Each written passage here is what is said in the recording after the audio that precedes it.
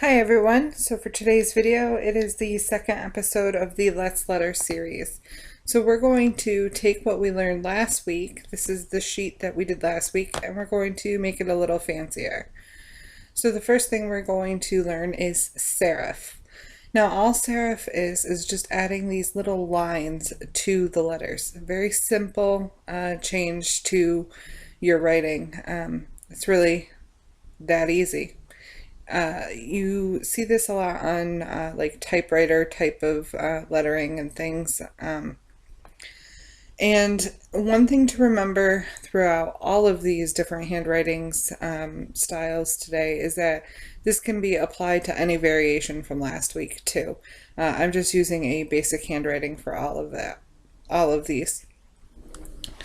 So again, this was just serif, and next I'm just taking kind of the same idea of serif and just adding dots instead of those little lines. And this is kind of a fun little font to use, and I think it's cute. I don't know. Not really too much to say about it. You're just adding little dots where you would have added the lines on serif. And then we are going to get into something that, if you've watched other lettering videos on YouTube, then you probably know about thickening the downstroke. And that is just wherever your pen is going in the downwards motion, you are going to thicken it. It's that simple. And you know, the most difficult part about this is making sure that all of those lines are in these are the same thickness. And you can go back and fix it if you want to, but yeah. So here are just a couple more words using that same idea. Some lowercase words for you. And it's also important to know that you can thicken the downstroke as much as you'd like. So I'm pulling out a bold marker here and just making these letters super thick on the downstroke. And if you do that, you can add, use a white pen. This is a Uniball Signo pen, and you can put in little designs where you are thickening.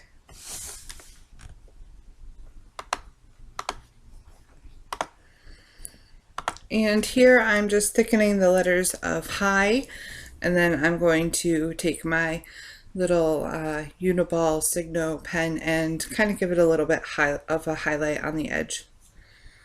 So that's a fun thing to play with.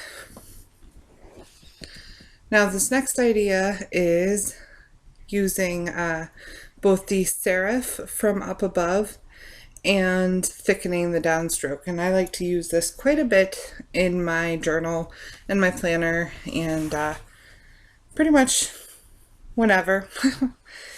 It's just a very simple idea of just taking those two techniques of serif and thickening the downstrokes and combining them.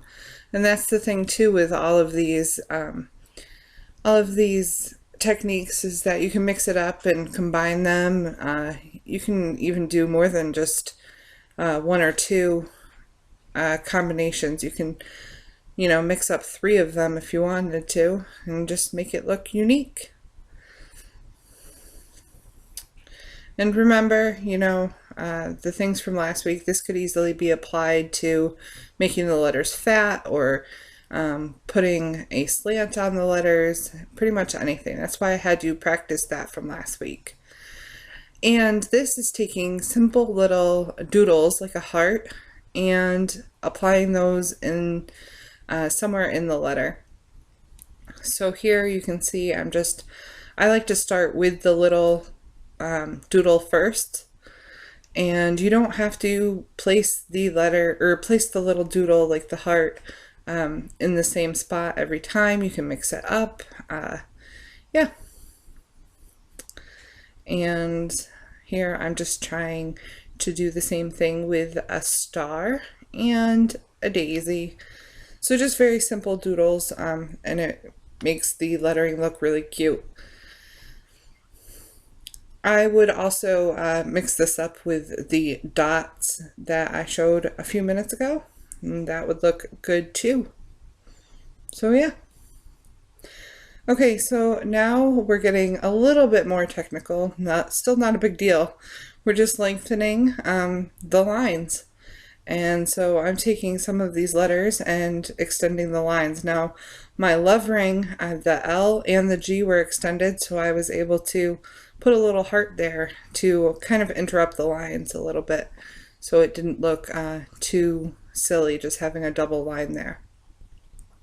And it doesn't have to be perfectly straight. You can put a little wave to it like you see with Allison. And here I'm combining it with thickening the downstroke. And then on this one I'm getting a little fancier with the G, bringing it back in on itself so that it can go underneath that whole letter. And again, thickening the downstroke. This next one, I am taking Sharpies, and you want to write the letters big, and you want to put a little bit of space in between there, and then you make these letters as fat as they can possibly go.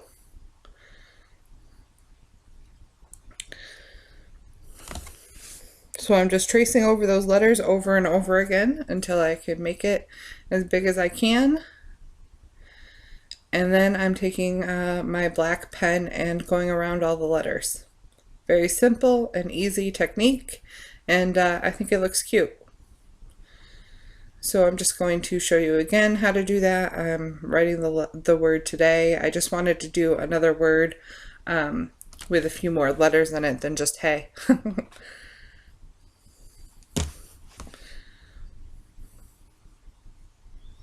So this faux calligraphy, or faux calligraphy as it's called, it's really just about taking your own handwriting and making it more unique, I guess.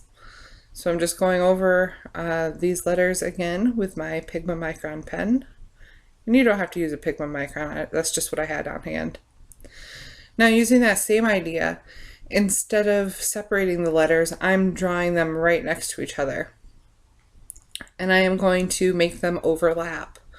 So I'm just getting really fat with the letters again, and I'm letting them run into each other with the Sharpies.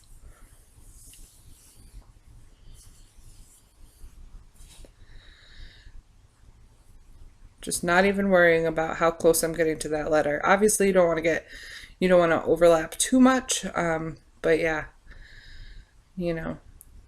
just get as fat as you can while still being able to read the word. And then you're going to define it with your Pigma micron, your pen. Each letter, letting it overlap the one next to it. Very simple, but it's a neat look.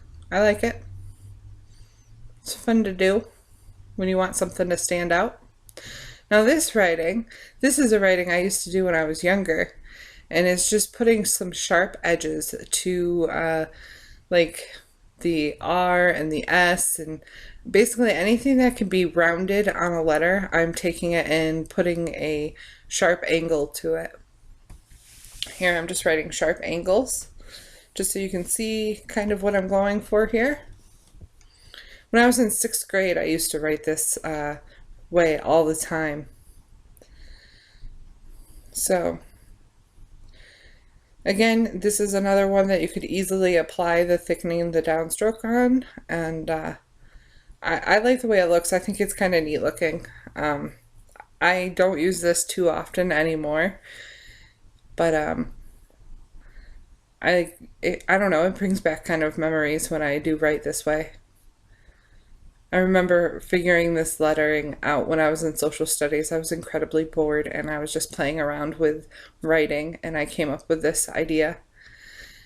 I still get tripped up sometimes on different letters using this technique, but with a little bit of practice it can easily be applied. So I encourage you to try it out. It's fun.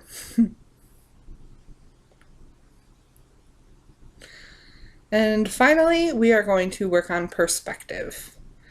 Now, you're just drawing those lines, kind of like an equal or like a greater than and less than symbol, and just writing the letters so that the top of the letter touches the top line and the bottom of the letter touches the bottom line. And you're allowing your letters to get bigger or smaller and letting the word kind of fade off into the distance or get bigger as you go on. See?